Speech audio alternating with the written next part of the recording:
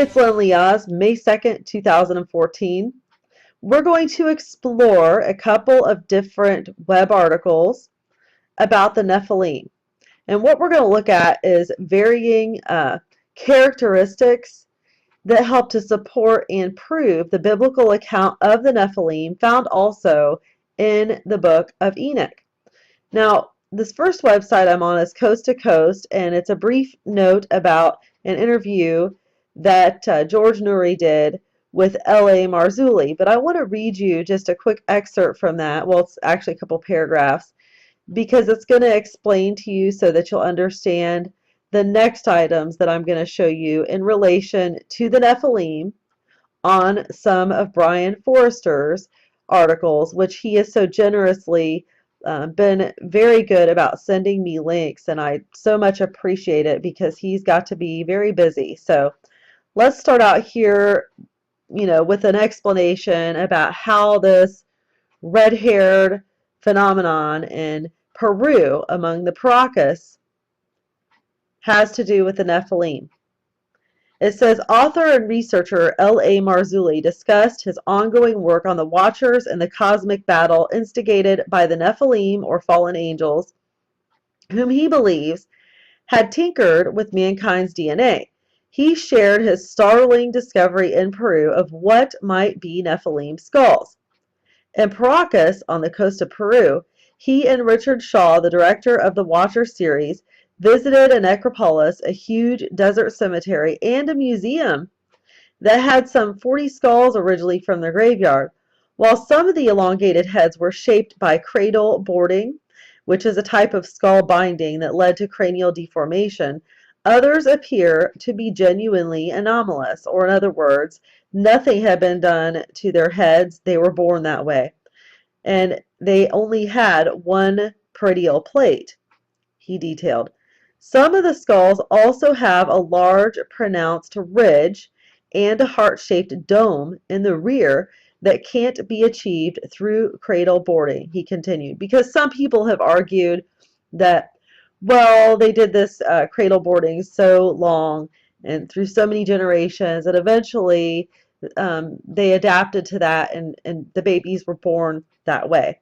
Well, no, because, and I've shown you in another post, and maybe I'll dig around and find it, because Brian Forrester has a great video where he actually shows you the skull, and he's got it close up, on the camera. I think he's holding it in his hands, and he's showing you a skull of somebody who had an elongated skull from the cradle boarding, and then he shows you an elongated skull that has the different type of cranial plates, or peroneal plates, sorry.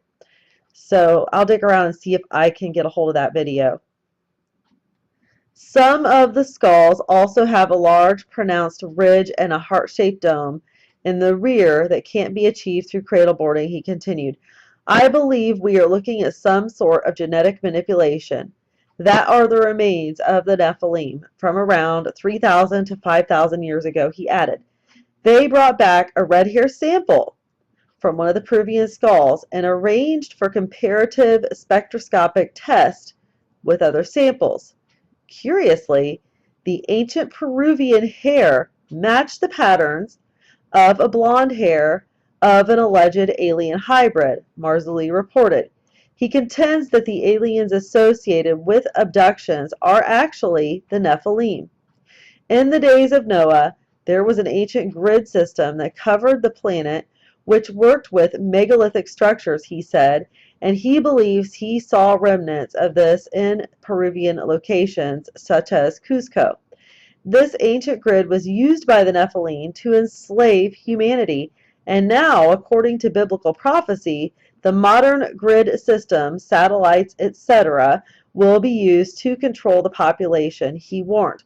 Now, I want to pause there briefly just to state that I recently did a few articles on the ancient megalithic structures such as the pyramids, having everything to do with end times mind control.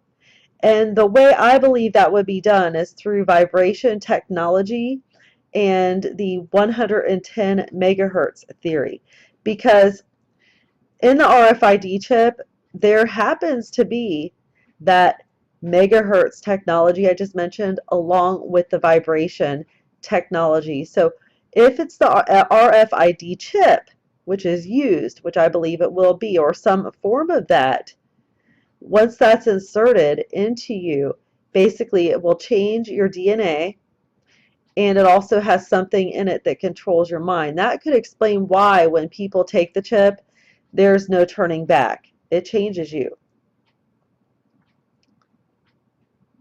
Let's see where I left off. Okay, it says this ancient grid was used by the Nephilim to enslave humankind. And I just read this, but I'm reiterating it. And now, according to biblical prophecy, the modern grid system, satellites, etc., will be used to control the population, he warned. A site known as American Stonehenge. Now, if you've never heard of American Stonehenge, I will look up a video on that and show it to you. It's in New Hampshire. It's thought to be around 4,000 years old.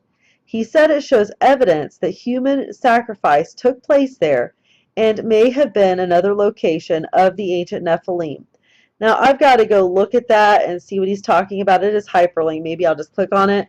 But I did a post a long time ago now on American Stonehenge. This is not to be confused with the Georgia Guidestones. Okay?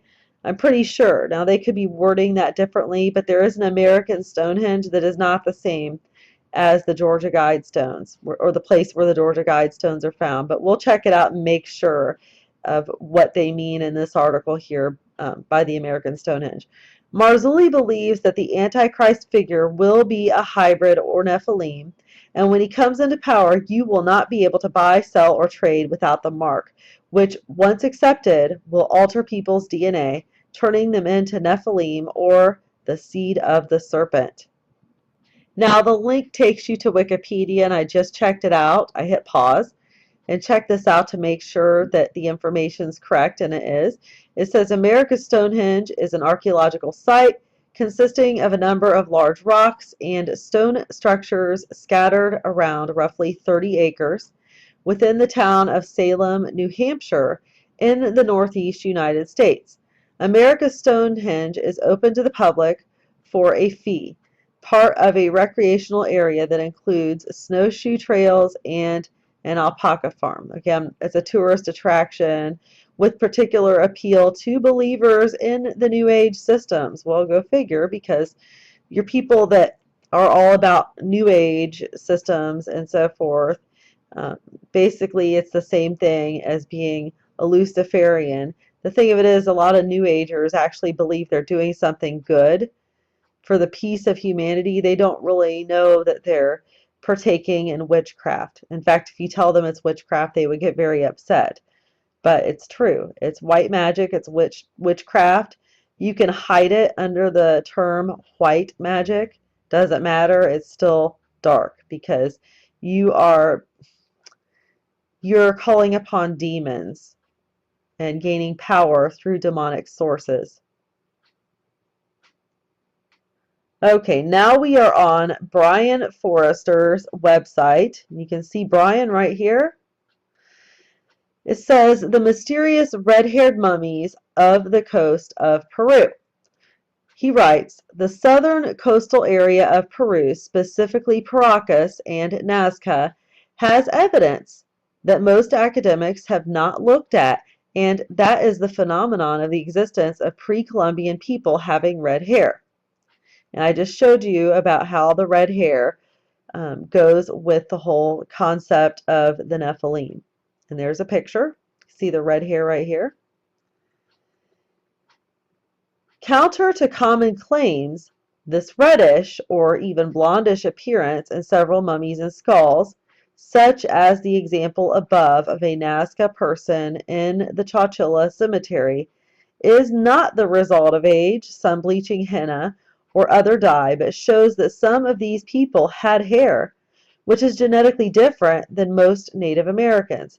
And I just read to you as well about, the blonde hair, how the findings or the study that was done was consistent with the people that had the blonde hair. There is another picture. You can see the red hair. Red hair occurs naturally on approximately 1 to 2% of the human population. It occurs more frequently, 2 to 6%, in people of Northern or Western European ancestry and less frequently in other populations. Red hair appears in people with two copies of a recessive gene or chromosome 16, which causes a mutation in the MC1R protein. It is characterized by high levels of the reddish pigment phenylanin. Let's see, let me do that slow. Phenylanin, and relatively low levels of the dark pigment eumelanin. I'm sure I killed that first word here. It looks like pheomelanin. Okay. Now here is another picture. This is one of the skulls that is elongated. Remarkably, the royal bloodline of the Paracas culture, who preceded the Nazca had red hair in most cases. As the Nazca moved into the Paracas territory about 100 AD, they mated with the latter, and mounting evidence suggests that they eventually exterminated the royal Paracas. This evidence, for example, is indicated by the almost complete absence of elongated skulls / cranial deformation during the Nazca period and reduced presence of red hair. Now, this is a 2-year-old child's skull that had the red hair. You can see right here. See the clear evidence of red.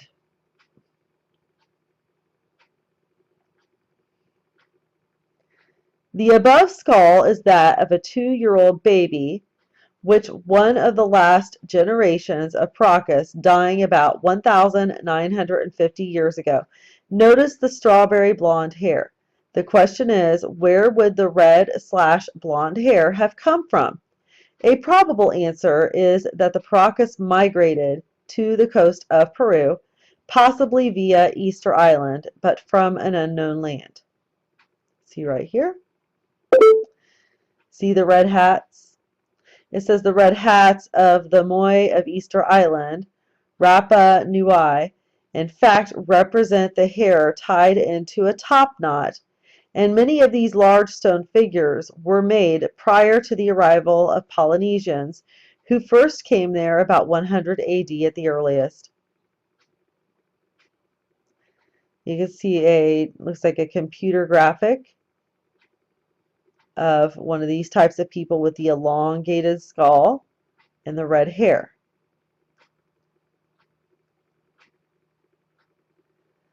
Above is how artist Marcia K. Moore perceives the Paracas may have looked. Even archaeologists do not know where the Paracas came from. DNA testing, now underway, may give the answers. Now, Brian Forrester, before we go on, is the author of several books: Nazca, Decoding the Riddle of the Lines, Crimson Horizon, The Mysterious Sea Kings of the Pacific, and Easter Island, Guide for Inquisitive Minds. So you can check out some of his books. He is also a tour guide in Peru. Now, on the same subject of the red hair, and there are detailed photos here, it says the mystery of ancient Egypt's red hair mummies. With regard to the ancient Egyptians, we have it on the authority of nThe that they used to burn red-haired men and scatter their ashes with winnowing fans, and it is highly significant that this barbarous sacrifice was offered by the kings of the grave of Osiris. We may conjecture that the victims represented Osiris himself, who was annually slain, dismembered, and buried in their persons, that he might quicken the seed in the earth. That's from James Frazier's The Golden Bow. You can see the picture here. It says, if the blonde hair of the Egyptian mummies you see pictured above was a result of the mummification process, then why are the statues of the royal Egyptian pharaohs and nobility pictured below depicted with blue eyes? Okay, so you can see right here the pictures. See the blonde hair. Apparently, people try to say, well, that's a result of the mummification. Okay. Clearly a controversial subject, but one worthy of study. Do we really know, genetically speaking, where the so-called dynastic Egyptians came from? Some presume they were exclusively of black African origin, while others speculate that they came from lands to the east, were of a complex racial mix, or in fact had as their source Egypt itself. Now, here is a sculpture of Ramses II. It says, can we tell, based on the facial features of sculptures such as this, presumably of Ramses II, an idea of his ethnic ancestry? What is perhaps far more curious is the presence of mummies from ancient Egypt that had red and in some cases even blonde hair. One of the most famous is the ancestor called Ginger, which is housed in the British Museum in the photo below. Okay, there's Ginger. And Ginger is a man, by the way. It explains why they nicknamed him Ginger. Ginger died more than 5,000 years ago, yet his golden hair, which gave him his nickname, and even his toe and fingernails were perfectly preserved. He was found in a cemetery at Gebala in Egypt and dated to the late pre-dynastic period around 3400 BC or earlier. The question unanswered is, did Ginger have natural light-colored hair, or was it dyed? And if the latter is the case, why? Hair color is a fascinating study in itself, and the wide range of shades portrayed in Egyptian art does, to a large extent, reflect the diverse range found in reality. The most common hair color then, as now, was a very dark brown, almost black color, although natural auburn and even, rather surprisingly, blonde hair was also to be found. With their great fondness for elaboration, the Egyptians' skillful use of dyes has produced yet further shades for us to study, analysis showing many to be various forms of henna, which even an aged Ramses II had used regularly to rejuvenate his white hair. So you can see some photographs there. In 1975, the Egyptian government asked French scientists to attempt preservation of the mummy of Ramses. After the work was complete, the mummy was returned in a hermetically sealed casket, and it has remained hidden from the public view ever since, concealed in the bowels of the Cairo Museum. The results of the study were published in a lavishly illustrated work edited by L. Belout, C. Roubaix, and C. Desraches. And I'll let you click on his link that I'll provide and check that out if you want. Professor P. F. Sicaldi, with a research team, studied some hairs from the mummy's scalp. Ramses II was 87 years old when he died, and his hair had turned white. Sicaldi or Sicaldi, not sure which, determined that the reddish-yellow color of the hair was due to a dye with a dilute henna solution. Microscopic examinations showed that the hair roots contained natural red pigments, and that therefore during his younger days, Ramses II had been a redhead. Analysis concluded that these red pigments did not result from the hair somehow fading or otherwise being altered after death, but did represent Ramses' natural hair color. After having achieved this immense work, an important scientific conclusion remains to be drawn. The anthropological study and microscopic analysis of hair carried out by 4 laboratories, and it gives you the name of the laboratories. And here's an interesting thing. This is an illustration. It says, another illustration may be seen from the elaborate tomb of Merisank III, the granddaughter of King Khufu of the 4th dynasty. This beautifully sculptured and painted tomb was built by her mother, Hetepheres II. Hetepheres was first married to Prince Kiwab, the son of Khufu and rightful heir to the throne. Head of Fairies placed herself on a wall painting showing her hair or headdress as red.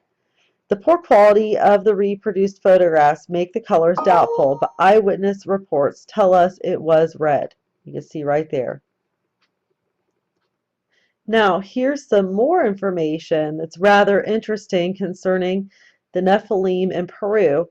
Right here it says, could there be a second Lloyd Pye star-child skull in Peru?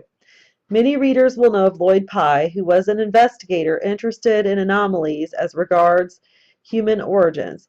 His convincing theories have poked holes in the conventional Darwinian evolutionary paradigm.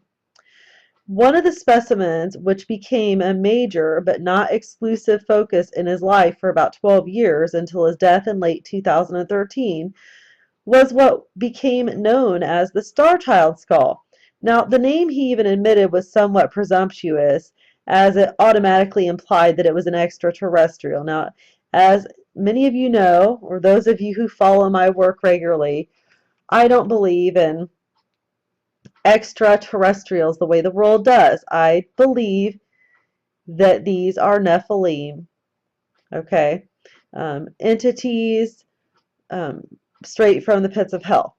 Okay, it says, however, this strange-looking skull found in a cave in Mexico in the 1930s does have a number of attributes physically, chemically, and genetically which cast doubt on it being Homo sapien, and its shape is not the result of any known disease, especially not hydrocephaly, commonly known as water on the brain. Now here's a picture of the skull that was found in Peru. Lloyd Pye was not aware of this. This just recently came out. It was never photographed before. It's owned by a person who wishes to remain anonymous. Now let's compare. This is the one found in Peru.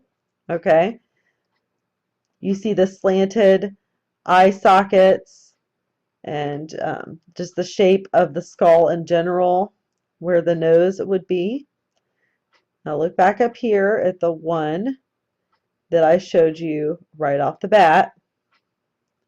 This was the one found in Mexico.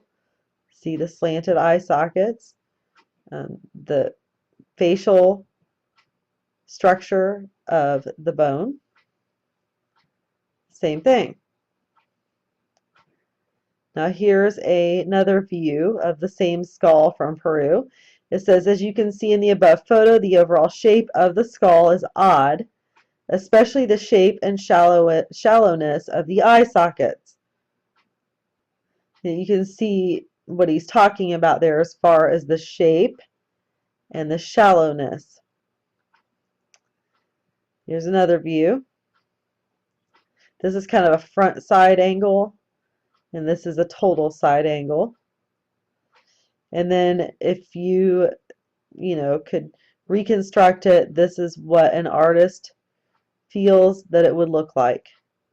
Looks very similar to what the world knows as aliens, okay, but which we as Christians know we're not aliens, but they are Nephilim hybrids.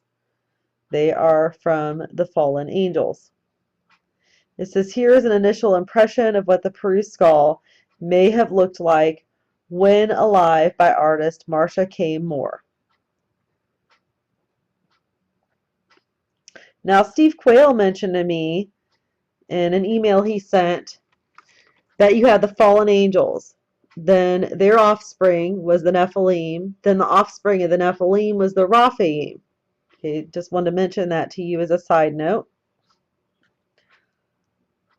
Now, this is another article on Brian Forrester's website, why we can assume Machu Picchu is older than the Inca. Now, here's some ancient archaeological structures that would suggest technology that was greater than the Incas, in which we could, safely assume was the presence of the Nephilim, or a result of the presence of the Nephilim.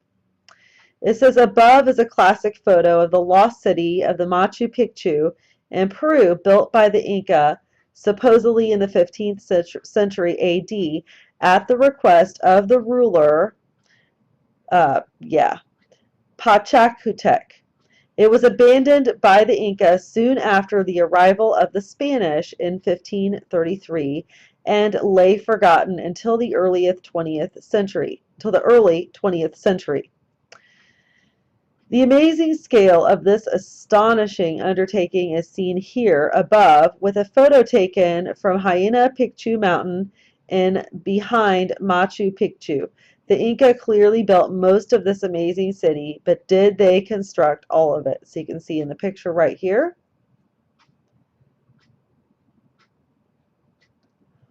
What you see in the above photo is classic Inca building technology, stone on stone with clay mortar in between.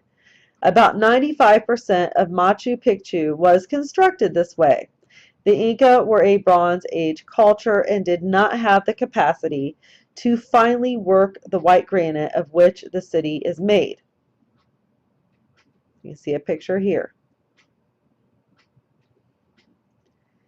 As you can see above, the wall on the left is very inferior to that on the right. Yet they are supposed to have been made at the same time, more or less.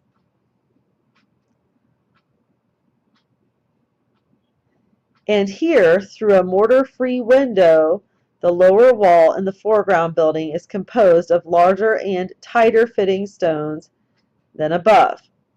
Okay, see right here. This is a mortar-free window, so nothing in between the stones.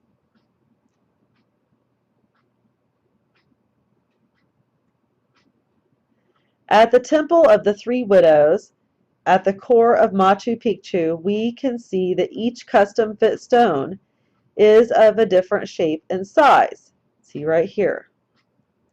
Looks like puzzle pieces. The reasoning behind it is far from just being earthquake proofing.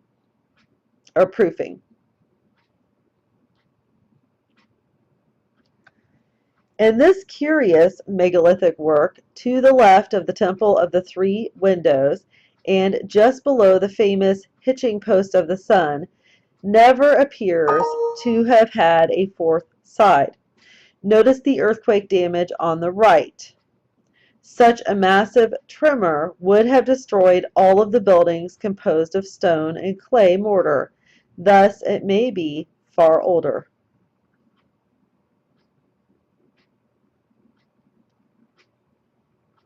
Here's another picture. It says the wall on the right shows a profound level of refined finish, mortar-free, which could not be achieved with Bronze Age tools. The conclusion is that the core of the Machu Picchu is far older than the rest of the city and was built using lost ancient high technology. And then there's two books where Brian addresses the issues of lost high technology in Peru. One specifically is a virtual guide to the Machu Picchu, Lost Ancient Technology of Peru and Bolivia by Brian Forrester.